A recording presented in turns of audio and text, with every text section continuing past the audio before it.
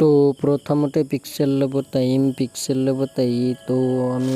3 ডটত click কৰি সাইজটো select কৰি লম থাম্বনেল সাইজ তো এতিয়া গ্যালাৰিত যাম গ্যালাৰিত যাই তো ফটো যিকোনো ফটোৰ ফ্ৰেমৰ পৰা এটা ৰং লৈ ল'ব যিকোনো ৰং তো ইয়াৰ পৰা মই লৈ ললো লৈ তাৰপিছত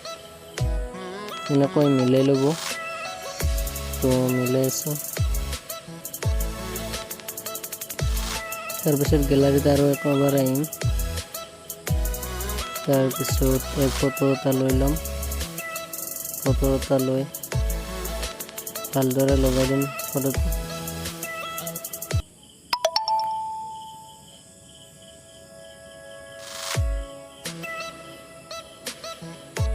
তো টেক্সটত ক্লিক কৰি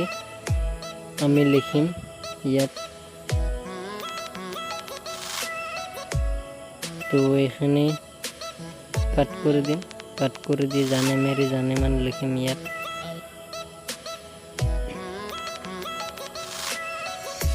তো লিখি দিল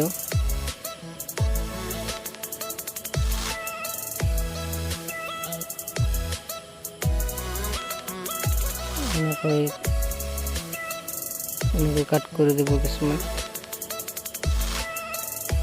তো ইয়াত দি দিল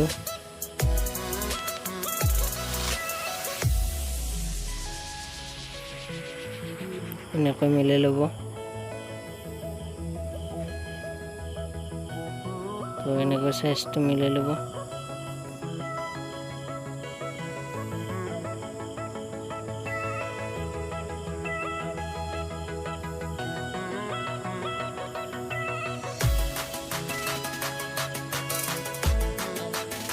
তো গাইস এবার কালার লইলাম কালার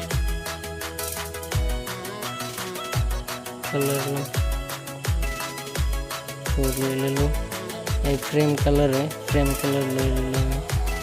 तो ब्लैक थम ब्लैक कलर बेसि भालो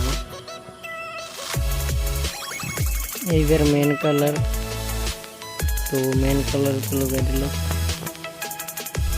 तो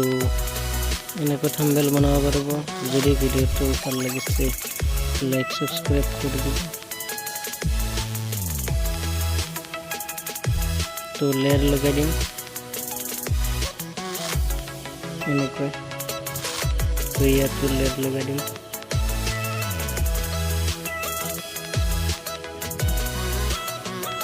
এনেকৈ লগাই দিম